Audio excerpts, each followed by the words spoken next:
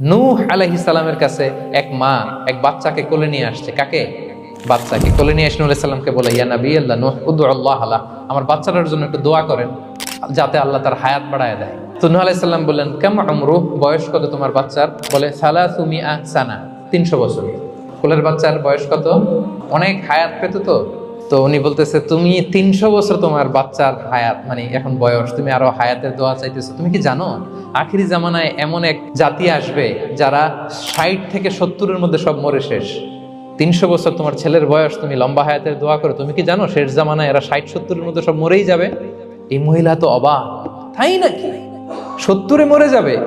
এই কথা শুনে মহিলা বলতেছে, আইয়া বেনুন আল বুয়ুত, আচ্ছা নবী আল্লাহ নূহ 70 বয়সে যেহেতু মরে যাবে, তারা কি আর দুনিয়াতে ঘর বাড়ি বানাবে?